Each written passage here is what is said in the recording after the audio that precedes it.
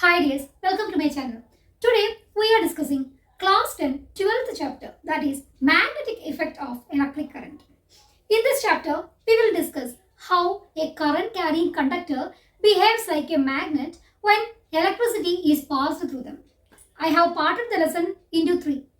In part A we will discuss about electric current, magnet, properties of magnet, then what is the magnetic effect when electricity is passed through it, and then the magnetic effect of a straight rod, magnetic effect of a circular current carrying conductor, and the magnetic effect of a solenoid, and how the magnetic field is generated, and the right hand thumb rule as well as clock face rule. At the end, we will see what is electromagnet and the difference between permanent magnet and electromagnet. Okay, so shall we start the class? What is electricity? It is a phenomenon associated with the flow of charges if the potential difference is maintained, isn't it? Then the next question is arising. Who all conduct electricity? Mainly metals will conduct electricity because they are having positive charge and they can have the free flow of electrons in it. So it will conduct electricity. Okay. This is about the electric current. Now the next topic. What is magnet? Magnet is the property of the substance to attract some special substances like iron, cobalt, nickel towards itself. Okay. Magnet is having many specialities. What are the specialities? Permanent magnet or whatever magnet it is, magnet will be having two poles, to say north pole and south pole. Even though we are cutting the magnet into small pieces, that poles will be there in that small piece itself. Poles are there and the poles are having maximum magnetism. Okay, it is felt maximum in the poles. Like poles repels and unlike poles attracts. All this you know, isn't it? And what is magnetic field? The magnetism is felt by the magnet to a little extent. That is the magnetic field, isn't it? The area where magnetism is felt by that magnet. Okay, it is the magnetic field. And we can be able to draw the magnetic lines of force, isn't it? These are imaginary lines which we are drawing to represent the magnetic field of that magnet. Okay. Do the magnetic lines have magnitude and direction? Yes, of course. Magnetic lines are having both magnitude and direction. That's why the magnetic lines will never cross each other. In a same magnet, do the magnetic lines crosses each other? No. If it is crossing in that particular point, we can see two directions in a particular point. So it is not there or it is not possible. That's why this magnetic lines of forces will never cross each other. It's an important question. Once in board exam it has been asked. How can we detect the magnetism is there for any particular magnet? Other than iron or cobalt or nickel which is getting near to that magnet, is there any other way for us to check whether magnetism is expressed or magnetism is there for a particular substance? Yes, with the help of magnetic compass. You know that magnet will be lying always. If freely suspended magnet is there, it will be lying in north-south direction. Okay. So the magnetic compass also is having a needle which is made of magnet. So what happens? It will be always lying in the north-south direction when it is kept aside. But when it is bringing near to a particular magnet, it will deflect its point. From this we will be able to identify that substance to which the magnetic compass is what is magnet, having magnetic property. Electricity was discovered in 1700s itself. But in 1820, Hans Christian Ørsted discovered that when electricity is passed through a current carrying conductor, it behaves like a magnet. He discovered it. It is an important discovery, and from that electromagnetism, an important branch of physics, is revealed by Christian Ørsted. What we are understanding is when a current carrying conductor is connected to an electricity, that conductor behaves like a magnet and all the magnetic properties will be felt for that particular conductor. Okay, now we are going to see how the current carrying conductors of various shapes behave like a magnets and what are the magnetic field and the magnetic effect which they are making. Okay, now we are going to see the magnetic effect of a straight current carrying conductor. What will be the magnetic effect if the current carrying conductor is straight rod? Okay, how can we understand? For that we should have an electric circuit. The electric circuit should consist of a straight current carrying conductor, then it should be attached to a variable resistor, then there should be an ammeter, then strong batteries also should be there, and there should be a key for closing and opening. the circuit. Okay, ma? If the setup is ready, we have to have a cardboard. A plain cardboard sheet has to be kept in such a way that it should be normal to the current carrying rod. Okay, and above this cardboard, we have to sprinkle some iron fillings. If the things are fully set, we have to make the electric circuit close. When it is closed, what happens? The current starts to flow through this conductor. Okay, through the circuit itself, the current starts to flow. Now, when we are tapping the cardboard for a little time, we can see that the iron fillings are arranged in a particular pattern. That is, in the form of a concentric circles, the iron fillings will be present. What you are understanding from this? We can understand that the iron fillings will be doing in this manner only when there should be a magnet nearby. Who is the magnet here? That straight rod in which current is carrying is now changed into magnet. That's why magnetic field will be generated, and along with the magnetic field, these iron fillings are arranged. We are understanding.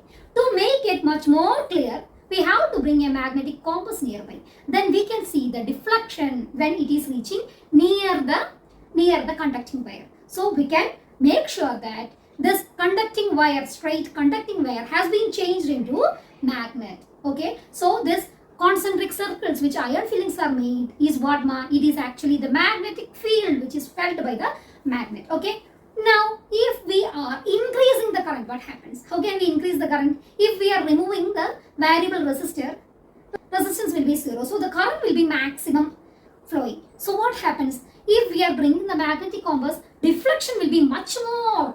Thus we can understand that the magnitudes get increased with increasing in the current. Okay, then if we are reversing the current, what happens? What happens when we are reversing the current?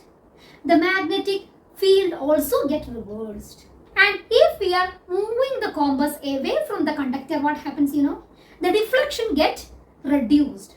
That means magnitude of the magnetic field get reduced when we are moving away from the conductor. Okay, these things we are understanding. So the first and primary thing which we are understanding is, when the current carrying conductor is straight, the magnetic field will be in the form of concentric circle. In which direction the magnetic field will be felt? How can we understand? We can understand that with the help of Maxwell's right hand thumb rule. It states that when the current carrying conductor is straight like this right hand thumb, the curls, the other fingers can be curled like this, isn't it? In this manner, the magnetic field will be there. The magnetic field will be in the direction of the curls of the other fingers. If the current carrying conductor is straight like this right thumb. This is Maxwell's right hand thumb rule. Okay, so it will be in which form? It will be in the anti-clockwise direction. The magnetic field is felt if the current is moving straight up. What happens if the current is moving straight down? It will be in it will be in the clockwise direction. So this is Maxwell's right hand thumb rule, and it can be applicable in any field where the current carrying conductor is changing into magnet. Okay, this is the right hand thumb rule, and it's very, very important and usually asked in the board exam.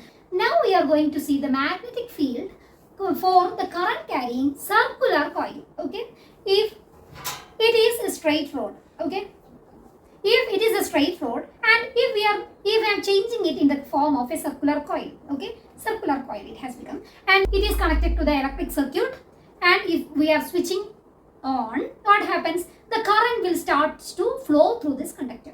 Now this conductor, will it become a magnet? Yes, it also will become a magnet, and if it has been changed to a magnet, magnetic field will be generated, and we are going to see in details how the magnetic field will be. If this is the current carrying conductor, and if it is in the form of a circular coil, this will be the magnetic field, the blue lines which I have represented. This will be the magnetic field of lines which has been felt, and at very close to it, magnetic fields will be in the form of a small circles. And if we are moving away from that wire, we can see that the circles has been changed into big arcs. And at the center of the loop, extreme center of the loop, the magnetic field will be in the form of a straight line. Magnetic field will be maximum in that center. Why do you know? Because it will be the sum of all the magnetic fields from all the sections of that wire. So it will be sum up and it will be much more intense, and the magnetic field will be felt at the center, and it will be in the form of a straight line. Okay, if the conductor is a straight rod, the magnetic field will be in the form of a concentric circle. But when the conductor is in the form of a coil, circular coil, the magnetic field can be straight at the center, and at other sections it will be in the form of a concentric circles. When in which direction the magnetic field will be seen, we can understand that by Maxwell's right hand thumb rule. Magnetic field in every section of the wire are in same direction within the loop. Okay, what is the specialty of the magnet, ma? In every magnet there will be two poles, to say north pole and south pole, isn't it? In the circular loop, how can we understand which is north side and which is the south side? It can be understood easily with the help of clock phase rule. What is the clock phase rule saying? In the loop, if the current is passing in anti-clockwise direction, that part is north pole. And if in the loop the current is passing in the clockwise direction, it will be south pole. So if I am looking at this pole and you, along with me, you are also looking at this loop. If the current is passing in this direction, means what? If the current is passing in this direction, means what? It is in the clock phase direction. In the clockwise manner, the current is passing. So we can say this is the south pole of that coil.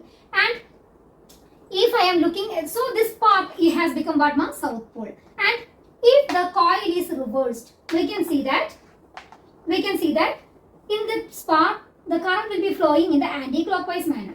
So this part will be what, ma? This is the north pole and this is the south pole. Consider this as the coil. Okay, for you to understand easily, I have taken this mirror. Okay, so it will be easy for you to understand. If consider it is the coil, and if the current is passing in the clockwise direction like this. Okay, so for me also I can see that current is passing in this manner. Which manner it is? It is the clockwise manner. So clockwise direction, if the current is passing, we can say this is the south pole, south pole. And if I am reversing it, okay, if I am reversing it, I can see that the current is flowing in this manner, isn't it? The current is flowing in this manner. This is which phase, ma? This is the anti-clockwise manner the current is flowing. So this will be the north pole. Okay, so in this manner the current is flowing in clockwise and it has become the south pole. And here we are seeing in this opposite part, we can say that the current is flowing in the anti-clockwise manner according to this part. So we can say this is the north pole. So in every circular loop, we can understand which part is north and which part is south by this manner. What is that? It is the clock phase rule. We have seen the circular loop, isn't it? In that loop, if we are increasing the current, what happens? The magnetic field also get increased, and the magnetic field gets much more stronger if we are increasing the current. And what happens if the current is reversed? Magnetic field also get reversed if we are changing the direction of the current. And the third point is, if we are moving away from the coil, what happens? The magnitude of the magnetic field gets decreased, and if we are going closer to the coil, the magnitude of the magnetic field gets increased. And what happens if the radius of the coil is decreased? If the radius is decreased, the effective magnetic field will be more. That is, if the radius is decreased, magnetic field strength will be more. Okay, and if we are changing that circular loops into number of turns of coil, that is in the form of a solenoid. See, the same wire, it was straight initially, then it has been changed into a circular loop. Now it is changing into a number of turns of coil. We are saying it as what, ma? It is said to be solenoid. And if the same electric circuit is connected, what happens? This will be changed into magnetic. The magnetic field will be created, because when electricity starts to pass through this coil, what happens? It will be changed into magnet, and the magnetic field also will be generated. How the magnetic field will be? Is the magnetic field increased or decreased? It will be definitely increased, because when the conductor was straight, the magnetic effect was there, magnetic field was there, but it was not that much more stronger. But if I have changed it into a circular loop, the magnetic field gets more strengthened. And if I am changing into a number of loops, it will be much more increased. The magnetic field will be much more increased, even if the current is uniform. It will be acting like a bar magnet. the bar magnet will be having north pole as well as south pole. Similarly, this is the solenoid, and this solenoid will be having a north pole as well as the south pole. How can we understand which is north pole and which is south pole? By the clock phase rule. We have learned it already. When the current is flowing in the anti-clockwise direction, with respect to that particular part, we can say it as north pole, and if the current is moving in the clockwise direction, we are saying it as south pole. We have said in the circular loop, at the center, the magnetic field of lines were straight line. Here also, at the center, the magnetic field will be straight, and it will be much more stronger because of the effective magnetic field created by each segment of this coil. So, it will be much more stronger. Outside the solenoid, the magnetic field will be affected from north to south, while inside it will be from south to north. Okay, it is the same for the bar magnet also. Bar magnet is having two poles, south pole and north pole. And inside, what happens? Inside, the current will be flowing in this manner, from south to north. And from outside, we can see that it is moving from north to south. In this manner, it will be.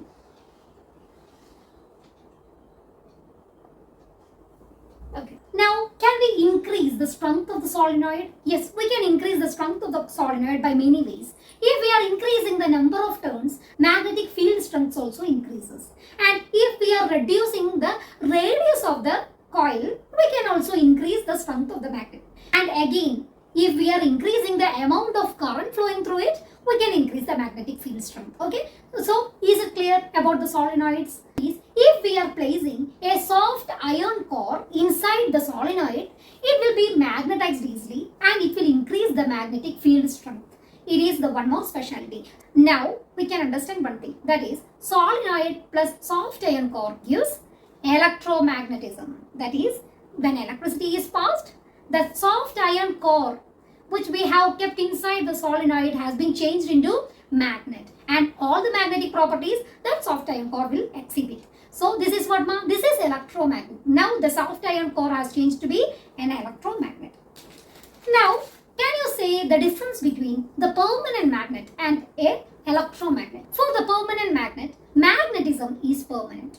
But for an electromagnet, the magnetism is temporary. When we are switching the current off, what happens? The magnetism will be stopped. Secondly, for the permanent magnet, magnetism is weaker. But for the electromagnets, the magnetism can be stronger. It can be increased by increasing the current, also by increasing the number of turns. By many ways, we can increase the strength of the magnetism for a electromagnet. But it is not possible for the permanent magnet. We can't change the strength for the permanent magnet. But for electromagnets, we can change. Then the fourth and important point is, for permanent magnets, polarity is fixed. But for the electromagnets, polarity can be changed. How? If we are changing the direction of the current, we can change the polarity also. The south pole will become north and the north pole will become south if we are reversing the current. Okay, so we can change the polarity for the electromagnets. And this electromagnetism is used in various fields. That's all about part A, and we can meet again in part B.